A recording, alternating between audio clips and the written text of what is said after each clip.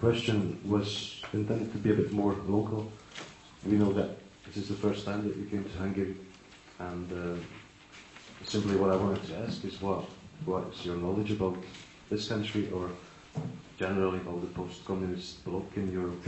You know, we just joined the European Union, and we have been called by Mr. Bush being the new Europe and such things. So, if you could react to that. Well, I'm not going to try to tell you about Hungary, obviously. But from the point of view of, say, Mr. Bush, I mean, the Western power, the attitudes towards Eastern Europe are important and interesting, and I'm sure you're aware of them, but you ought to be very aware of them. Just take the concept New Europe that you mentioned. It's a very intriguing concept. It reveals very dramatically the deep hatred of democracy on the part of U.S. elites, not just Bush, but the elite community and the educated, sort of managerial community in general. They despise democracy more than anything else, and for very good reasons. I mean, the way you can maintain centralized control is to make sure that democracy doesn't function. So if you go back through the history of the United States, back to its origins, there has been a struggle going on between, this starts right in the Constitutional Convention in the 1780s, between the elites who founded the country and imposed a structure on it, who despise democracy and want to maintain narrow control by wealth and power, and popular movements which are trying to create democracy. And this just goes, this is the whole of the history. Well, the Bush administration happens to be at the extreme end of a pretty narrow spectrum, but they're at an extreme end on just about every issue. And one of them is their absolutely visceral hatred of democracy, which is a passion. And it's revealed dramatically in this old Europe, New Europe distinction. So if you take a look at the way old Europe was divided from New Europe by, it started from the Bush administration, but then it went all over the journals and the intellectual discourse and so on and so forth. So it does represent a kind of a general picture on the part of elite opinion. There was a very sharp criterion that distinguished New Europe from old Europe. Very sharp. I mean, it really takes discipline for Western intellectuals not to notice it, and they don't. But it's hard not to notice it because it's so dramatic. The criterion was straightforward. What was called old Europe, the bad people, the ones we're supposed to dislike and be angry about. So we can't eat French fries anymore. We have to eat freedom fries because we hate old Europe so much. Old Europe was the countries in which the government took the same position as the large majority of the population. Okay, that was old Europe. New Europe were the countries where the government opposed an even larger majority of the population.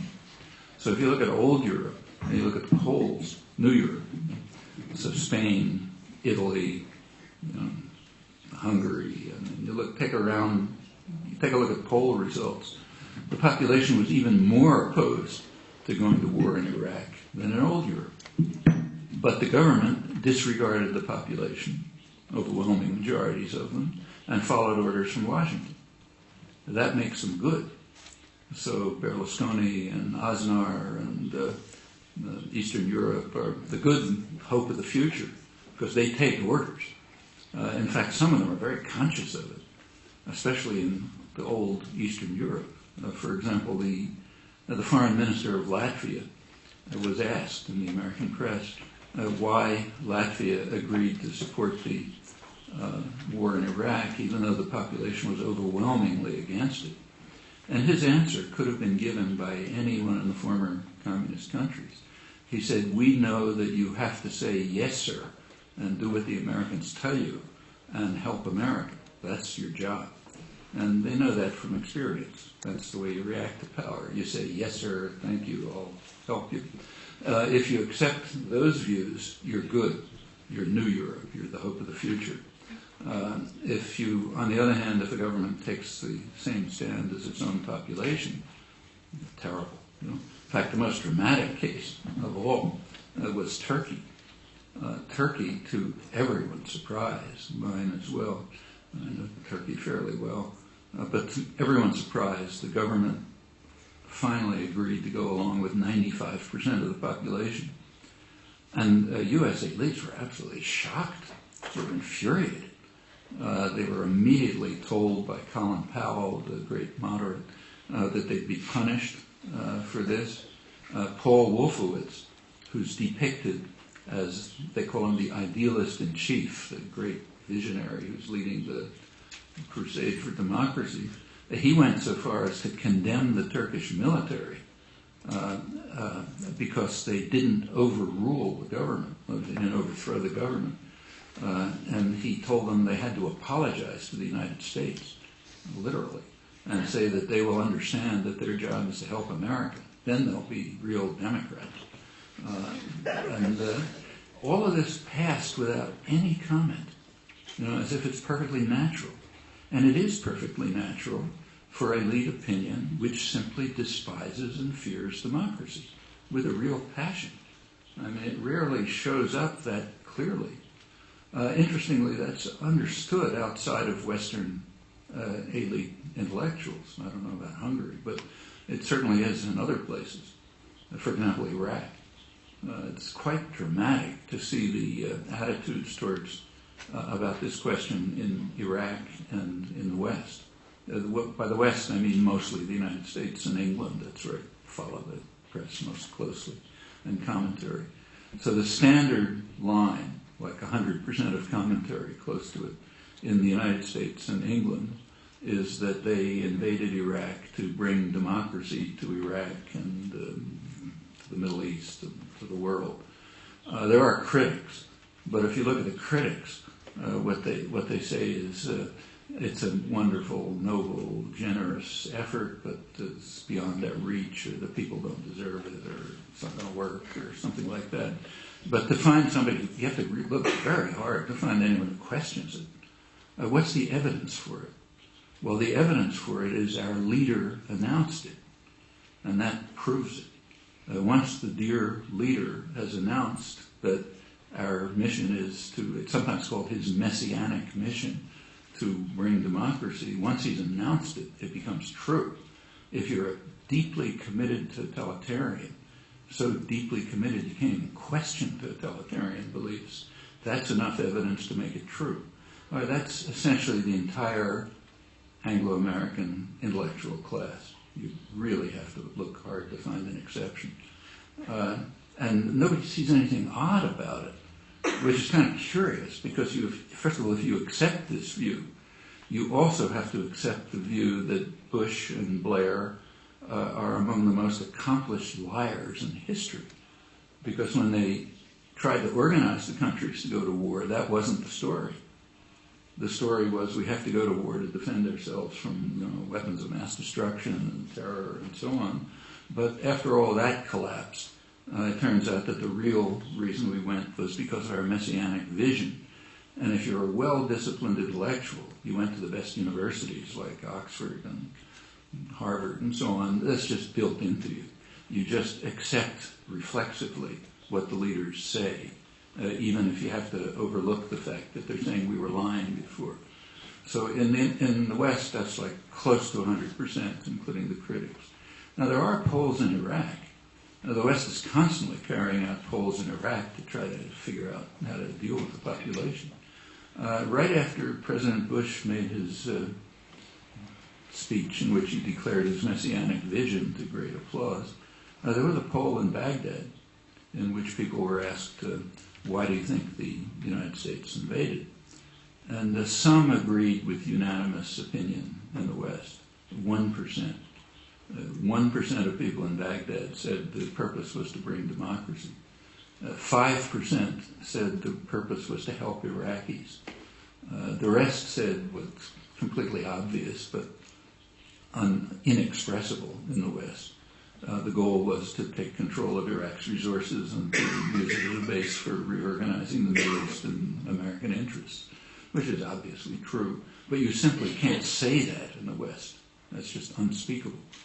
So that's the difference between people at different ends of the club. It's very common.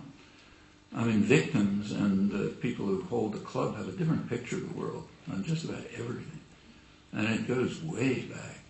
Now, if you want to learn something about reality, you don't ask the people holding the clubs. You don't ask the policemen and the intellectuals and so on. You ask the people who are the victims. They generally have a much clearer picture of it. I mean, this is true of international society. It's true of the smallest social units. I mean, take, say, a family. I mean, if there's a patriarchal family and you want to figure out what's going on, you don't ask the husband. You ask the wife. They're going to have very different pictures of what's going on. And one of them's real. The other's the way it looks if you've got the club in your hand. And that's true on this, too. The old Europe, New Europe, I think is extremely interesting. But what it tells you about Western intellectual culture is very revealing. Actually, there's more behind it than that. As usual, there's some geopolitical reality behind it. If you look at what's called old Europe, the bad ones, that's primarily Germany and France. Well, Germany and France are the heartland of Europe.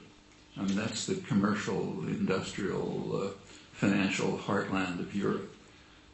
New Europe, the good guys, is the periphery. Spain, Italy, Latvia, Hungary, the fringes. Well, and the hatred of old Europe has much deeper roots than just hatred of democracy. It goes way back to the end of the Second World War. I mean, after the Second World War, the United States was, of course, in a position to run the world. There was no question about that. But they recognized that there were potential problems. And one of the potential problems is Europe. Europe might go off in its own direction. It's not a law of nature that Europe is going to just be a client of the United States. In the early post-war period, it was clear, and it was mostly conquered. But it was going to recover. There's no doubt about that. France and Germany were going to recover, and the rest of Europe would slowly recover and become a major industrial and commercial society again, and of course it happened.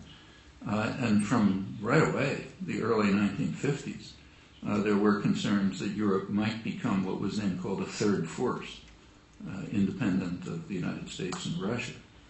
And that's the main reason for the formation of NATO, and the reason why NATO remains today, when there's nobody can pretend there's a Russian threat, is that NATO is a mechanism by which the United States maintains control over Europe.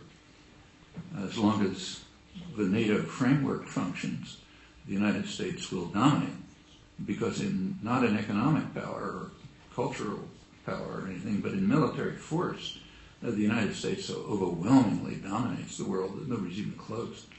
So if anything ever shifts to the military arena, the United States will run it. That's one of the reasons why the United States constantly tries to drive policies towards military confrontation. That's the dimension in which the U.S. is supreme. That's not... England goes along. It's sort of a client state, but Europe is very capable of moving off in an independent direction. Part of the reason why the United States has been so eager to have the European community and NATO extend to the former satellites is it assumes that they will be more under U.S. control. So the assumption is that in Eastern Europe, for one thing, there are more illusions about the United States. Having been under Soviet domination creates illusions about the alternative. If you lived in Central America, you wouldn't have any illusions about the United States. But if you live in Hungary, you would have illusions. And it's assumed that those illusions will carry over. And also that they'll be like the foreign minister of Latvia. They'll know that your job is to say, yes, sir, we have to help the Americans. And that, it's hoped, will weaken the likelihood that a unified Europe might simply move off in its own direction and become an independent force in world affairs, which is one of the major problems of world control. Actually, it's one of the major reasons why the United States is in the middle, wants to make sure that it controls Middle East energy. It's been understood back since the 1940s that the main energy resources of the world are in the Persian Gulf region. And by now, it's expected that about 2/3 in the next few decades will be in the region of the Persian Gulf. And whoever controls those energy resources has a very powerful lever for controlling others. Go back to the early 1950s, U.S. planners understood that control of Middle East oil would give them what they called veto power over moves towards independence in Europe, and at that point they were thinking about Japan. And that's why there's such a struggle going on right now about who controls the oil resources and who decides where the pipelines are going to go from Central Asia to somewhere. The United States wants to make sure Central Asia is not on a scale of the Middle East, but it's fairly substantial. And there's a big battle about whether the pipelines are going to go to the east, to China and Japan and South Korea and this major industrial center there, or are they going to go to the west? And if they go to the west, the United States wants to make sure that they don't go through Russia or Russia-controlled areas, and they don't go through Iran, but they go on some complicated route which ends up being under U.S. control all the way, ending up right in Albania, in fact. A good part of the reason for controlling Kosovo is to make sure that you end up with the pipelines staying under control. So if you look at the pipelines that are planned, they go in a very strange route, but ending up in regions that are always under U.S. control. And that's important if you want to control the world. And part of the concern about so-called old Europe is that it is the center of a potential independent Europe, which can't be tolerated.